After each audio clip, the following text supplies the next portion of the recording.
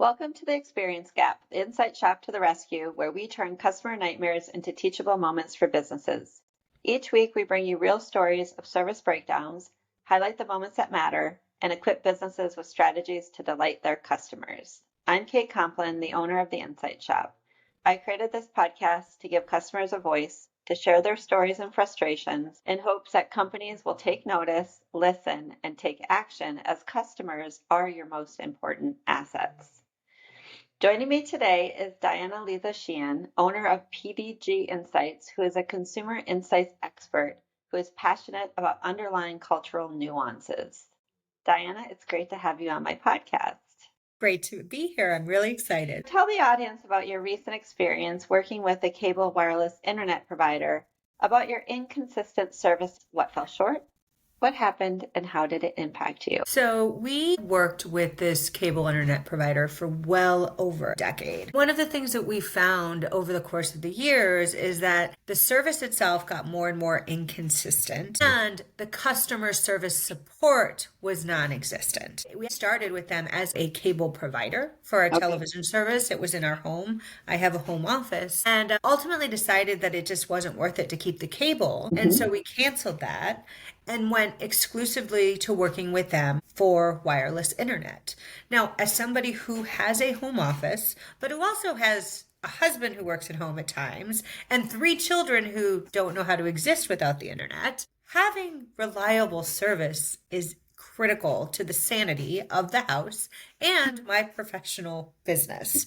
And what we were finding over the first half of 2025 is that the Wi-Fi would go off and on and off and on a regular basis. Now, there wasn't a consistent timing to it. It was more that you could just rely on the fact that if you were on a really important call or in the middle of a really important video game, when it came to my 12-year-old and Roblox, everything would crash. And we tried over a 3-month period of time calling. We did self-service support. We followed all of the guidance they gave us. We did a call where we talked through the different things to do.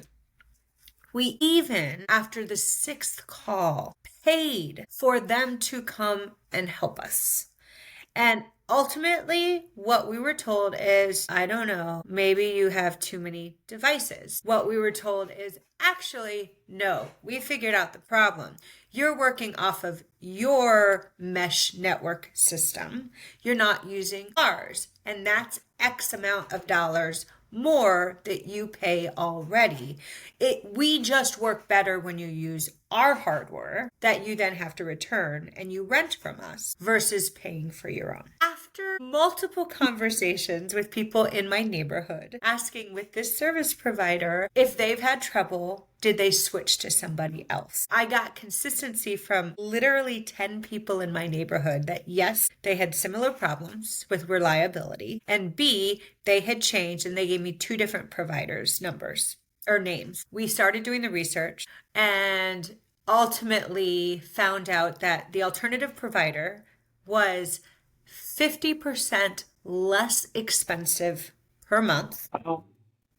The reliability problem was relatively non-existent. It can't be perfect, right? This is a surface, things go down. But you were definitely looking more at hey, we saw a gap in service once in a 90-day period of time versus once a day. We decided we would give them one more chance. We called and had somebody come out again. And ultimately, they just said, we can't help you. We've been out here. We don't know why this is broken. You're just going to have to live with it. They didn't say it in those exact words, but that was the clear message. Okay. Oh, and by the way, we'll add the cost of our visit to look at your stuff onto your bill. The next day, we got the new company out. They set us all up.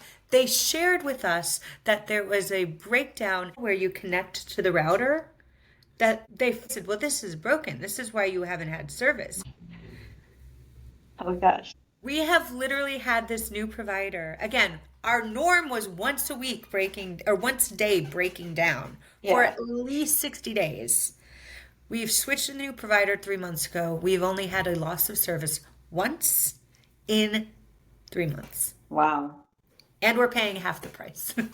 Wow, that sounds like a fantastic alternative. Diana, how should the experience with your internet provider gone for you? First and foremost, knowing they can track how many times you call, there should have been some type of acknowledgement. It seems like you've had problems with this for some time. We are so sorry about that. Let's figure out if we can find a solution for you. It seems like we aren't solving this. Here is a credit on your bill for next month. Or the reality is, we believe our service is slightly better when you use our hardware. We haven't been able to figure out what's wrong. Why don't we let you rent our hardware for a month, and let's see if that actually improves the service. And then you would take on paying for that rent because we know that we've solved the problem. Right. Those are all alternatives that could have been tried. Yes, 100% agreed. And the fact that they couldn't solve your problem that the other internet provider came in and solved immediately has to leave you scratching your head as well. Absolutely. It's not even just the scratching of the head. It's actually the fact that when the person who came in to install it, when he did a quality check, because what they actually do is check the speed that is going throughout the house. And he said, well, this doesn't meet our standards. And so he sat there and went with his little doohickey, went to our first floor, then went up to the bedrooms. He said, whose bedroom is the furthest away and has the most disruption? Walked into that bedroom, checking the speed of the service. Walked into our basement, which has a concrete kind of break, and checked the speed. And came back up and said, I need to stay. We've got to figure out why. I cannot leave here without knowing that the speed meets our standard criteria on every level of the house. Mm-hmm. Like, it was just like, now this is what customer service is. Yes. And that was a new service provider? That was the new service provider. Yeah. And the fact that your old service provider kept charging you to come out to the house and didn't solve anything was mind-blowing. It's mind-boggling. And it wasn't even like it was I hate to say it, like a convenience fee. The charge for them to come out was the cost of a month of service every time. Right. It's like, what are you thinking? Sounds terrible. And I'm happy to hear that you now have quality internet, dependable internet, so that you're not dropping calls in the middle of important client meetings. And goodness sakes, that your child or children are not missing out on their favorite video games, for sure. I mean, come on, you can't miss out on a Roblox new release drop.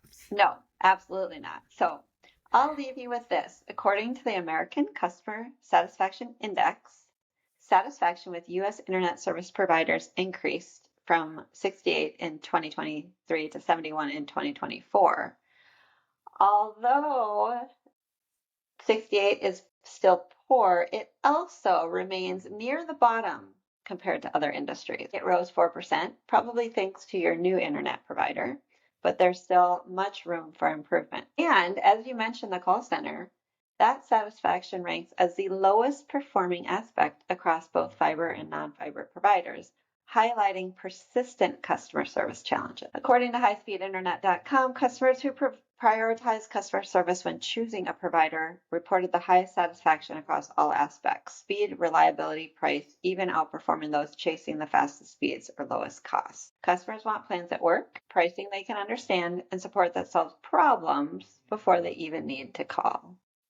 So, thank you, Diana, for sharing your story about your internet provider experience, the moments that mattered to you, the problems you encountered, and your summary of how the experience should have gone for you. And thanks to our listeners for tuning in to the Experience Gap, the Insight Shop to the rescue, helping businesses turn frustrations into delight, one experience at a time.